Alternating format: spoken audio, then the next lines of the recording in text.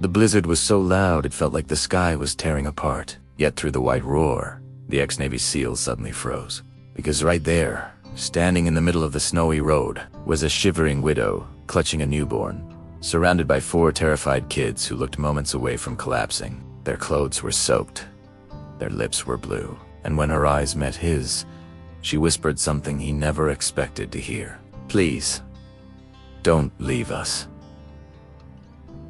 At that moment, he didn't care about the storm, his broken past, or Tiedinger. He opened his truck door wide and said the 5 words that would change all their lives forever. "Come with me. You're safe." Now, before we continue, if this story touches your heart, don't forget to like, subscribe, and comment with your city. Your support brings these emotional stories to life. The storm had been building for hours, but Daniel Hayes, an ex-Navy SEAL who'd spent years rescuing people in worse conditions, knew this one was different. It felt like a warning. He was driving through the back roads of Montana, heading toward a small cabin where he usually spent Christmas alone, far from memories he wished he could erase. His wife was gone, lost 3 Christmases ago. His career ended with an injury. His family drifted away. Christmas only reminded him of what he no longer had. Then he saw something that made his heart stop. A small figure waving both hands, stumbling across the highway. A little girl. Her cheeks bright red from the cold, her boots barely holding together. Behind her stood 3 more kids, 2 huddled together, 1 crying, and a woman holding a newborn wrapped in a thin, old blanket. Daniel slammed the brakes so hard, the tires slid on the ice. Humped out the cold, burning his face. The children instantly clung to their mother's coat. The German shepherd beside Daniel growled softly, but stayed close, alert, sensing danger. The woman stepped forward, trying to stay strong even as the wind cut through her coat. "My name is Claire," she said, catching her breath. The car broke down. "We've been out here for 2 hours. Please, help us."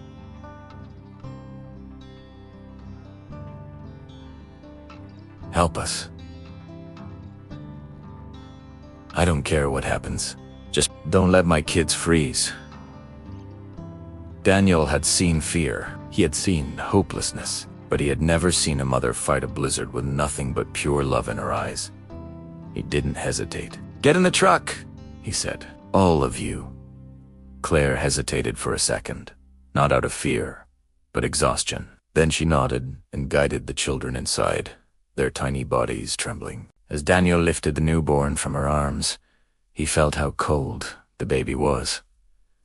Too cold. This wasn't just a rescue. This was a race against time. Inside the truck, the heater blasted warm air. The children slowly stopped shaking. Claire held her baby close, whispering prayers Daniel couldn't hear. He glanced at her, wet hair stuck to her face, eyes red from crying, hands shaking from cold and fear. A woman who had lost too much, fought too long, but refused to give up. He cleared his throat. "Where were you heading?" Her voice cracked. "Anywhere safe. Anywhere warm." Daniel know that, "Then you're coming with me." But little did he know, Claire carried a truth that would shake him deeper than the storm outside. The cabin was warm, the fire glowing, bright as Claire, and the kids gathered near it. Daniel handed them blankets, warm soup, and dry clothes from the boxers he kept for emergencies. The children finally smiled, a tiny, fragile moment of peace. For the first time, Claire sat down, her body finally giving up its fight against exhaustion. Daniel placed the newborn gently in her arms. "He needs warmth," Daniel said softly. "He needs a home too," she whispered. Something in her voice made Daniel sit beside her. "What happened, Claire?" She stared into the fire, letting the truth burn its way out. "My husband was deployed last Christmas. He never came back. They told me he was gone. Everything fell apart after that. The bills, the rent. I tried. I really did. But today, the heater in our house finally broke. We had nowhere to go." Her voice trembled. "And I didn't want my kids to spend Christmas freezing." Daniel felt something break inside him. This woman was fighting the same pain he had lived with, the same emptiness, the same loss. But she wasn't alone anymore. Before he could speak, one of the little girls tugged on Daniel's sleeve. "Mister, are you an angel?" He laughed softly. "No, sweetheart. I'm just someone who got lucky enough to find you." But the truth hit him. He needed them as much as they needed him.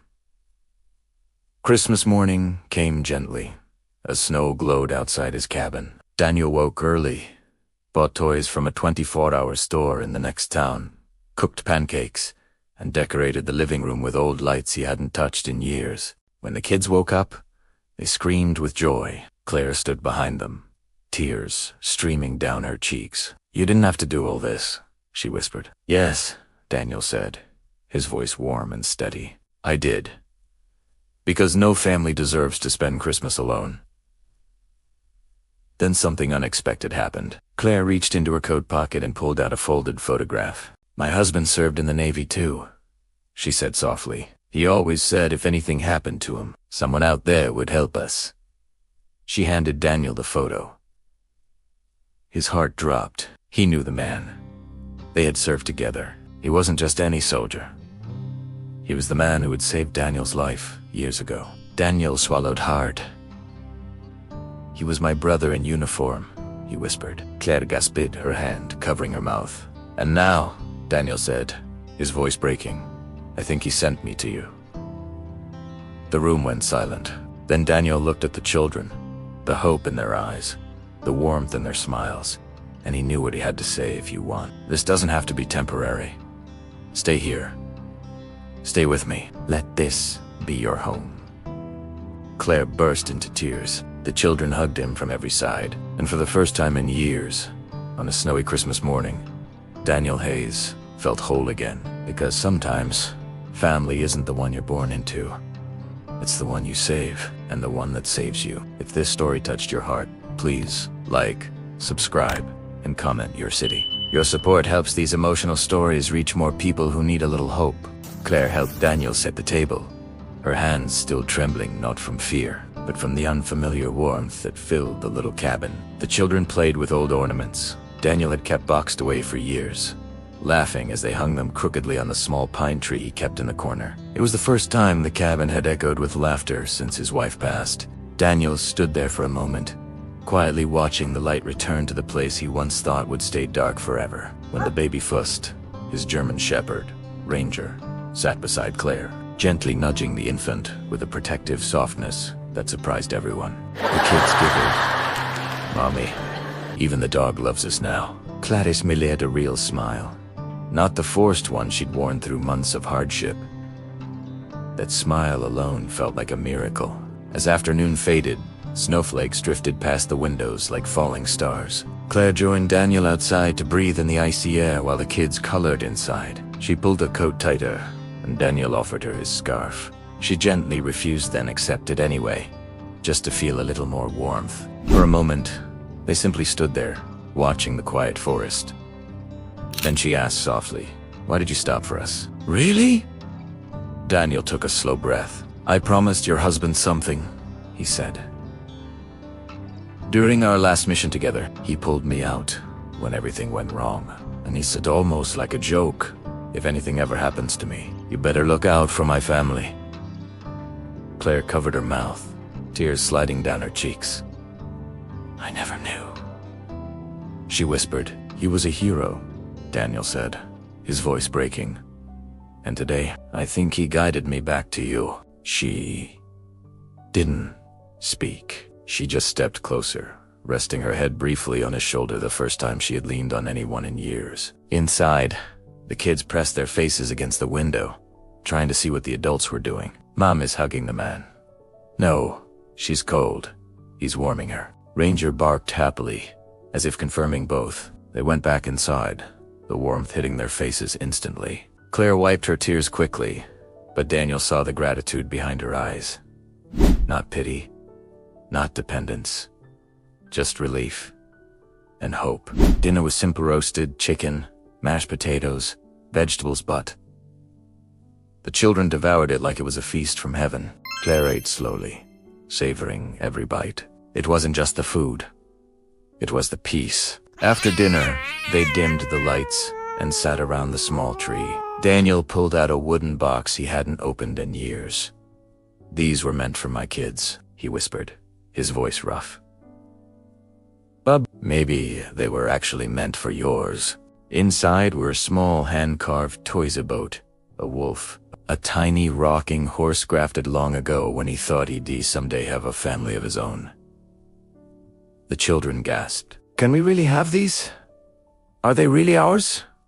Daniel nodded, and the way the kids hugged him, it changed something inside him forever. Claire watched, tears falling freely now, not from pain, but from the overwhelming feeling of safety she hadn't felt since her husband was alive. Later, after the children were asleep in warm blankets near the fire, Claire and Daniel sat together quietly. She finally said the words she had been holding all day.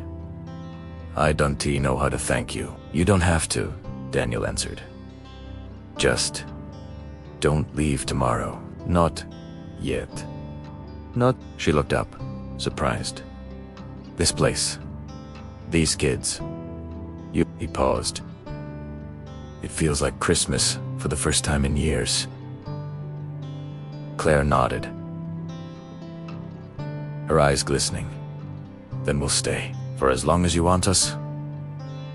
Daniel exhaled, a weight lifting from his soul that he didn't realize he'd been carrying. "For as long as you want to," he replied. Snow drifted down outside, crackled, and for the first time since they had both lost the person they loved most, they didn't feel alone. That Christmas night, something unexpected happened. A broken soldier found the family he thought he'd never have. A widowed mother found a protector she prayed God would send. And 5 children found a home that felt like magic. And in a tiny cabin, surrounded by snow and silence, 2 hearts, once shattered, finally began to heal. That night, long after the children had finally drifted into peaceful sleep, Claire stepped outside onto the porch. The storm had calmed. Snowflakes fell gently, swirling in the glow of the cabin's lantern. For the first time in months, she wasn't afraid of tomorrow. Daniel followed her out a few minutes later, a thick blanket draped over his arm. "You'll freeze out here," he said softly. She smiled as he placed the blanket over her shoulders. "After everything that happened today, I don't think I can feel cold anymore." Daniel leaned against the railing beside her. His eyes scanned the tall pines, the stretch of untouched snow, the quiet wilderness that had once made him feel painfully alone. "You know," he said quietly, "when I left the Navy, I thought my life was over. Not physically, but inside. I didn't think I'd ever need it again." Claire looked at him, her breath fogging in the air. "You saved my children," she said, "and you saved me from a night that could have ended very differently." He shook his head. "You saved me too." A stillness settled between them, warm, not awkward. The kind of silence where 2 broken souls finally understood each other. Inside the cabin, Ranger lifted his head from the floor and watched them through the window, his tail thumping once as if he already saw the future forming. Snow crunched behind them, little footsteps. It was the oldest daughter, Lily, clutching the wooden wolf he'd carved years ago. "Mr. Daniel," she whispered. Bend down." "Yeah, sweetheart." She held out the wooden toy. "Can you show me how you made this tomorrow?" Daniel blinked, taken off guard. No child had ever asked him something like that. "Of course," he said softly. "We'll make something new." She smiled, small, shy, but full of trust, and padded back inside, closing the door gently. Claire watched her go, then turned back to Daniel. "They're attached to you already," she said softly. Daniel's voice cracked before he could stop it. "I think I'm attached to them too." Claire took a step closer. Her hand brushed his arm, hesitant. Then natural. "You don't have to do this alone anymore," she whispered, "and neither do we." A quiet promise passed between them, not spoken, but deeply understood. Morning came with golden sunlight and a calm blue sky. The storm had ended. The world looked fresh, new, untouched. Claire helped cook breakfast, something warm and simplant. The kids crowded around Daniel as he told them stories of the forest, of rangers training, of adventures from long ago that made their eyes widen with awe. For a moment, He almost forgot the weight he carried, because he saw something in their faces he hadn't seen in his own reflection for years. Hope, after breakfast. They bundled up and stepped outside. Daniel taught the children how to track animal footprints in the snow. Ranger ran ahead, barking happily, circling back when the youngest slipped or fell. Claire watched from the porch, her heart full. It wasn't just safety he had given them. It was Shailut, the one they'd lost too early. Later that afternoon, as the children napped, Daniel found Claire warming milk by the fire. She looked peaceful, almost glowing in the orange light. "I need to ask you something," Daniel said. She turned, concerned. "What is it?" He lowered his voice, unsure. "You said you'd stay. As long as I wanted. I just need to know if you meant that." Claire stepped closer. "I meant every word." He swallowed hard, trying to steady his voice. "Because I don't want this to be temporary. I don't want to drive you into town and say goodbye. I want this!" He gestured at the cabin, the fire, the children sleeping nearby. "To matter." Claire placed her hand over his. "It already does." And in that moment, something unspoken but powerful fell into Plaza. Beginning neither of them had been looking for, but both of them desperately needed. That Christmas night, they sat with the children under the soft glow of the little pine tree. They sang carols softly, off-key, but happy. Ranger rested beside them, tail gently sweeping the floor. Snow fell outside. The fire crackled, and inside that small cabin, a broken soldier, a tired widow, and 5 lonely children found something far more powerful than survival. They found family. A family built not by blood, but by kindness, courage, and one extraordinary Christmas miracle. If this story touched your heart, please like, subscribe, and comment your city. Your support brings these emotional stories to life.